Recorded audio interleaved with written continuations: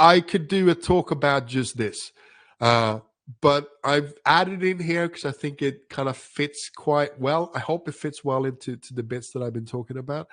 But this is about making it clear to any student when they come into the learning journey. So they do a module or they do a course, that what it is expected to them.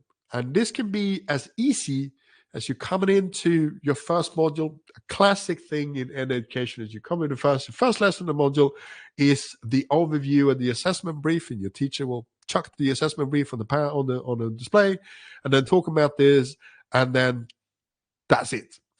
And that can be good. We need to have some type of it, but I think that this should also be visual everywhere, and it should be visual in the same way.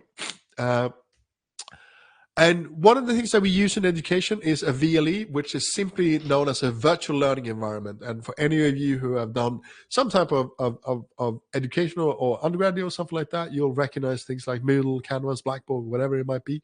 For those of you who haven't done education, essentially this tends to be the online repository where we put could be lesson resources and often information. And I think that this is what I mean, that we should acknowledge the fact that when you come into a lesson, there's all sorts of reasons why you're missing why an assessment or the information and the overview of the assessment, because you might have something going on in your life outside which is occupying your brain. It might be some message on your phone, you kind of just missed it, or you kind of just tired that day or whatever. So we need to make sure that assessment information and outcomes are always visible, and ideally in the same way across all modules. So as you as a student, the first time you learn this, you come into level 4, year 1, maybe even before, you know that, oh, what was the assessment? I know what it is. I can just go to the online Moodle or whatever it is, and it will always be in the beginning of that module. It will say there what it is the assessment is, and I never need to go and find it somewhere. I never need to go and ask someone about it. I can ask someone to clarify it, absolutely, but I will always know that it's going to be there. It's going to be the same thing. So I think that this is something that, and again, I'm going to be very honest to say that universities tend to be good at this. So this is not something that I'm saying that, oh, we're not doing this. But I think that this is such an important component of what we're trying to do. If we're asking a student to do work across a whole module and we're doing this developmental feedback, as a student, I need to be aware what it is that I'm asked to do across this time. And so I think it's really important that we make sure that this is always in the same place across all modules. And I think that this is an important thing also. It can't just be for the one particular module, because then it's like walking into different restaurants every week. It's like it's going to kind of be similar, but it's always going to be slightly different. So it should always be the same thing.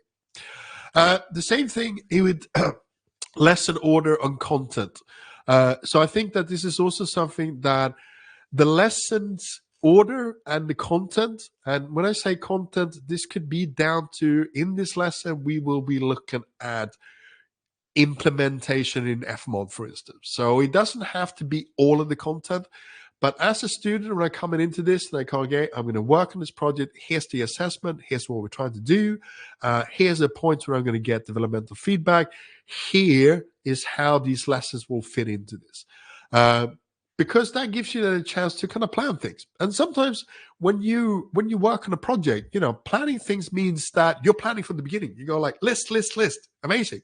But sometimes planning also means that you're coming back after 3-4 weeks and you go like, ooh, I need to catch up on this because I've been working on something else, or, I've been distracted by other things. And then you have a chance to go back and see, okay, so this is what's happened, and I can now do this. So this should also be the same. So me as a student, I can come back and I can understand all modules, the structure of all modules when I look at them online. And as I said, this is not me critiquing that this is not happening, because that would be very unfair. This is very often happening. But I think, like everything, we can become better at this. We can think about this and be more explicit to make sure that this is actually happening. Because again, of course, also when you're trying to prepare for delivery of something, it's easy to forget stuff. It is easier to not have time to do stuff. So I think if we're thinking about this, the word is holistically. So we're thinking about this holistically. We should think, okay, so here are the pillars, here are the things that I need to make sure that is in place.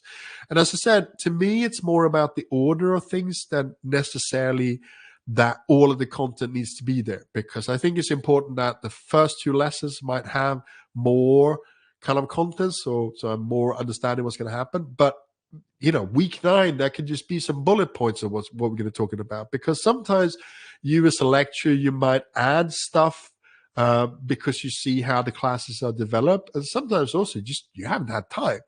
But if I step back, just because me as a lecturer, I haven't had time to fill everything, that's not really an excuse and that the students can't see what's going to happen. So I think that even if it's just like a bullet point, week 9, we are going to talk about parameters in RTPCs or whatever it might be, then that should be there. So week 10, we're going to talk about parameters, for instance. Cool.